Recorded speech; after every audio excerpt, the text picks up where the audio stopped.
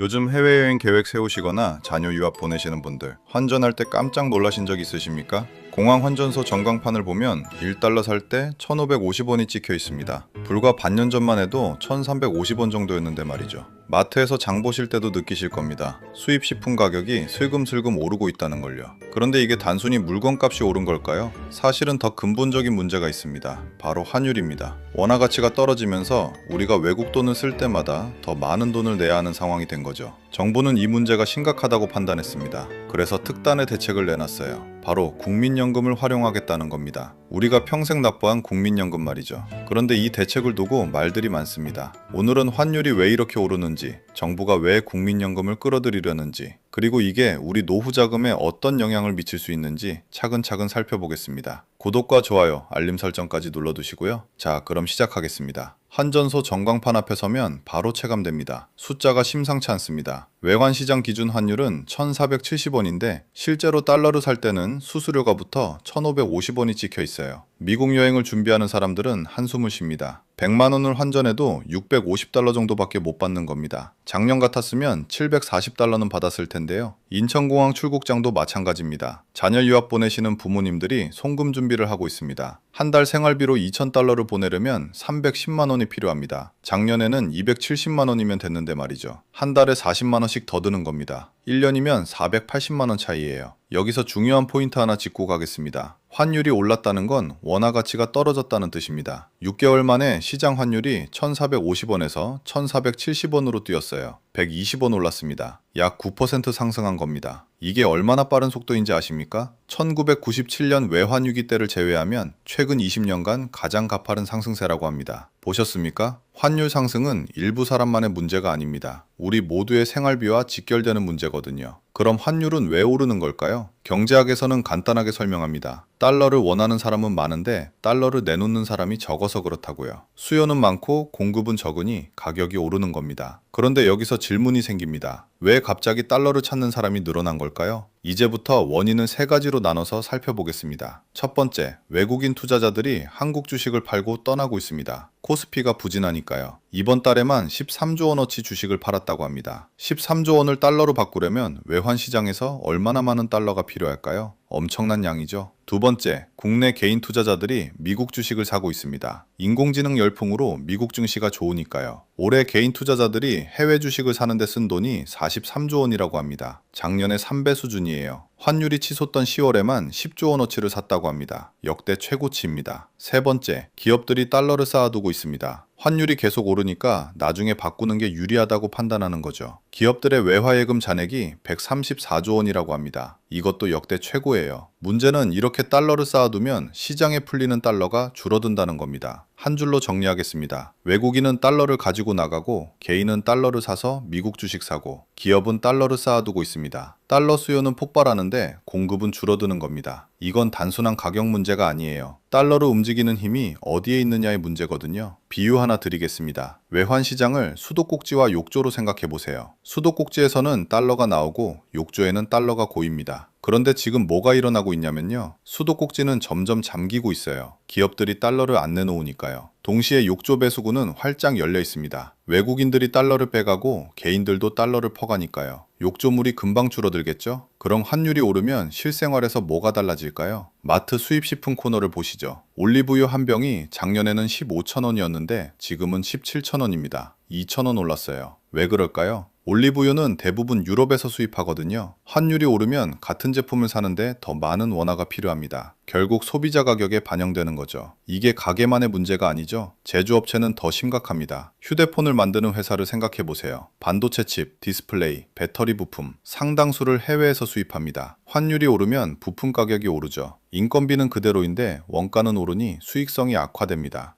자영업자분들은 어떨까요? 동네 일식집 사장님 한 분을 예로 들어보겠습니다. 연어, 참치 같은 수입 식재료 가격이 10% 올랐습니다. 한 달 식재료비가 300만 원이었다면 지금은 330만 원입니다. 1년이면 360만 원 더 드는 겁니다. 메뉴 가격을 올리자니 손님이 줄까봐 걱정이고 안 올리자니 적자가 나고 진퇴양난이죠. 여기서부터가 진짜입니다. 환율 상승은 가게부터 자영업자, 기업까지 모든 경제 주체에게 영향을 미칩니다. 수입 물가가 오르면 결국 전체 물가도 오르는 거예요. 실제로 한국은행 자료를 보면 소비자 물가 흐름을 나타내는 지표가 최근 1년 6개월 만에 최고치를 기록했다고 합니다. 문제는 여기부터입니다. 정부가 환율을 잡기 위해 특단의 조치를 발표했습니다. 바로 국민연금을 활용하겠다는 겁니다. 국민연금이요? 우리가 매달 월급에서 떼는 그 국민연금 맞습니다. 도대체 국민연금이 환율이랑 무슨 상관이냐고요? 여기서 개념 하나 짚고 가겠습니다. 국민연금은 우리나라에서 가장 큰 돈주머니입니다. 기금 규모가 8월 기준으로 1332조 원이에요. 작년 우리나라 국내 총생산이 2292조 원이었는데 그 절반이 넘는 돈을 국민연금이 관리하고 있는 겁니다. 이 돈을 어디에 투자하느냐에 따라 시장이 움직입니다. 국민연금은 외환시장의 큰 손입니다. 보유한 해외 자산이 약 5,300억 달러예요. 우리 돈으로 780조 원 정도입니다. 정부가 쌓아둔 외환 보유액보다 많아요. 정부 외환 보유액이 4,288억 달러거든요. 큰 손이 달러를 사느냐 푸느냐에 따라 환율이 움직이는 겁니다. 자, 이제 정부 대책을 쉽게 풀어보겠습니다. 두 가지입니다. 첫째, 외환 스와프입니다. 이게 뭐냐고요? 국민연금이 해외 주식을 사려면 달러가 필요합니다. 보통은 외환 시장에서 원화를 달러로 바꿔요. 그런데 이렇게 하면 시장에서 달러 수요가 늘어나 환율이 더 오르겠죠? 그래서 한국은행한테 직접 달러를 빌리자는 겁니다. 간단히 말하면 시장 가서 달러 사지 말자는 거예요. 둘째, 환해지입니다. 국민연금이 보유한 달러를 시장에 풀어서 공급을 늘리는 방법이에요. 국민연금이 환해지를 하면 금융기관을 통해 달러가 시장에 풀립니다. 달러 공급이 늘어나는 거죠. 간단히 말하면 달러가 시장에 돌게 만들자는 겁니다. 실제로 올해 초 비상계엄 때 환율이 급등했다가 국민연금이 환해지에 나서자 뚝 떠넘진 적이 있습니다. 정리하겠습니다. 스와프는 달러 수요를 줄이고 해지는 달러 공급을 늘리는 겁니다. 대신 비용이 생깁니다. 환율이 예상과 다르게 움직이면 손익이 발생하거든요. 이게 바로 논란의 핵심이에요. 자, 여기까지 듣고 나면 이런 생각이 드실 겁니다. 그럼 국민연금 활용하면 되는 거 아니야? 그런데 말이죠. 문제가 하나 있습니다. 국민연금은 우리 노후자금이라는 겁니다. 환율 방어에 쓰다가 손해를 보면 어떡하느냐는 거죠. 비유를 하나 더 들어보겠습니다. 국민연금을 비상금통이라고 생각해 보세요. 비상금통은 급할 때 쓰라고 있는 겁니다. 그런데 지금 정부가 하려는 건 비상금통을 열어서 환율 잡는 데 쓰겠다는 거예요. 단기적으로는 효과가 있을 수 있습니다. 하지만 장기적으로 비상금통이 줄어들면 나중에 정말 급할 때 쓸 돈이 없어지는 거죠. 전문가들 의견도 갈립니다. 찬성하는 쪽에서는 이렇게 말합니다. 국민연금 규모가 워낙 크고 해외 투자 비중이 높아서 환율이 국민연금 수익률에도 큰 영향을 미친다고요. 그러니 환율을 안정시키는 게 결국 국민연금 수익률을 지키는 길이라는 겁니다. 정부가 함부로 쓰는 게 아니라 국민연금 자체의 이익을 위해서 하는 거라고 설명해요. 반대하는 쪽은 다릅니다. 국민연금은 노후자금인데 환율 방어 같은 정책 수단으로 쓰면 안 된다는 거죠. 환율은 예측하기 어렵습니다. 정부가 예상한 방향과 반대로 움직이면 큰 손실을 볼 수 있어요. 과거에도 환해지로 손실을 본 적이 있다고 합니다. 이건 단순히 환율을 잡느냐 마느냐의 문제가 아닙니다. 국민연금을 어떻게 운용할 것이냐, 정부가 어디까지 개입할 수 있느냐의 문제거든요. 주도권이 어디에 있느냐의 문제예요.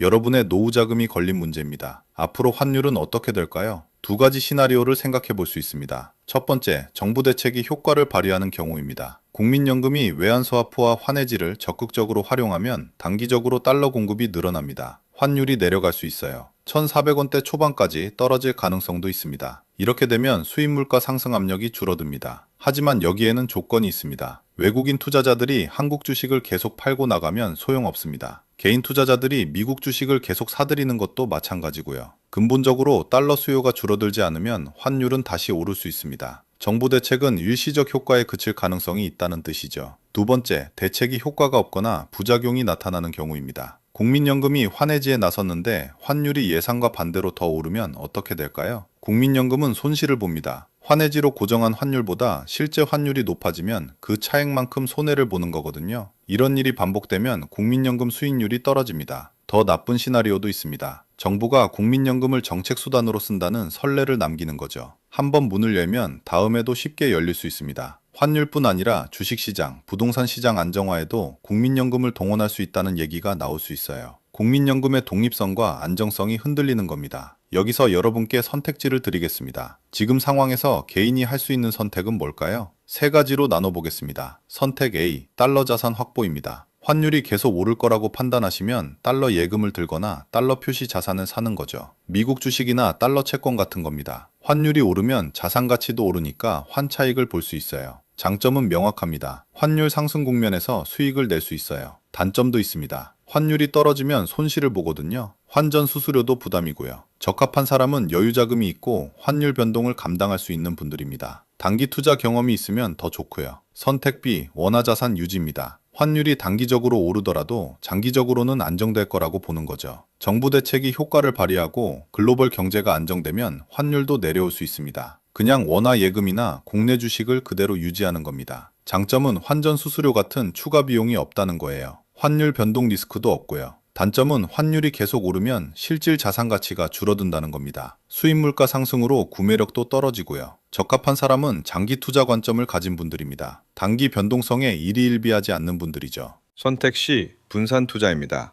달러 자산도 일부 갖고 원화 자산도 일부 유지하는 겁니다. 포트폴리오를 반반으로 나누는 거죠. 환율이 오르면 달러 자산으로 수익을 내고 환율이 내리면 원화 자산으로 손실을 줄이는 겁니다. 장점은 리스크를 분산할 수 있다는 거예요. 어느 한쪽으로 쏠리지 않으니 안정적입니다. 단점은 수익률이 제한적일 수 있다는 겁니다. 환율이 크게 오르거나 내려도 중간 수준 수익만 낼 수 있어요. 적합한 사람은 안정성을 중시하는 분들입니다. 은퇴를 앞두고 계시거나 보수적인 투자 성향을 가진 분들이죠. 정부 발표 이후 환율이 4거래일 만에 떨어졌습니다. 1470원대에서 1440원대로 내려왔어요. 단기 효과는 있었다는 뜻입니다. 하지만 이게 지속될지는 아무도 모릅니다. 외국인 자금 유출이 계속되고 있고 미국 금리 정책도 불확실하고 글로벌 경제 상황도 예측하기 어렵거든요. 한 가지 확실한 건 있습니다. 환율 문제는 단기간에 해결되지 않는다는 겁니다. 정부 대책도 중요하지만 근본적으로는 달러 수요와 공급 균형이 맞아야 해요. 외국인이 한국 시장에 다시 투자하고 기업들이 달러를 시장에 풀고 개인들의 해외 투자 열기가 식어야 합니다. 시간이 걸리는 일이죠. 여러분이 지금 할 수 있는 건 뭘까요? 첫째, 환율 변동을 주시하세요. 매일 체크할 필요는 없지만 큰 흐름은 알아두는 게 좋습니다. 둘째, 본인의 자산 구성을 점검하세요. 달러 자산 비중이 얼마인지, 원화 자산 비중이 얼마인지 확인해 보시죠. 셋째, 급하게 결정하지 마세요. 환율은 변동성이 큽니다. 단기 움직임에 휩쓸려 성급하게 판단하면 손실을 볼 수 있어요. 국민연금 운용 방식도 확인할 필요가 있습니다. 정부가 어떻게 활용하는지, 수익률에 영향은 없는지 공개되는 자료를 체크해 두시죠. 국민연금은 여러분의 노후 자금입니다. 운용 손익 구조를 살펴보시는 게 중요합니다. 환율은 경제의 체온계입니다. 체온이 올라가면 몸 어딘가에 문제가 있다는 신호죠. 환율이 오르는 건 우리 경제에 뭔가 문제가 있다는 뜻입니다. 외국인이 한국을 떠나고 있고 국내 투자자들도 해외로 눈을 돌리고 있다는 거예요. 이 문제를 해결하려면 단기 처방만으로는 부족합니다. 선택은 오늘부터 시작됩니다. 환율 흐름을 보고 자산 구성을 점검하고 신중하게 결정하세요. 남의 말만 듣지 마시고 스스로 계산해 보시죠. 내 상황에 맞는 선택이 뭔지 찾아보세요. 오늘의 경제학 이야기는 여기까지입니다.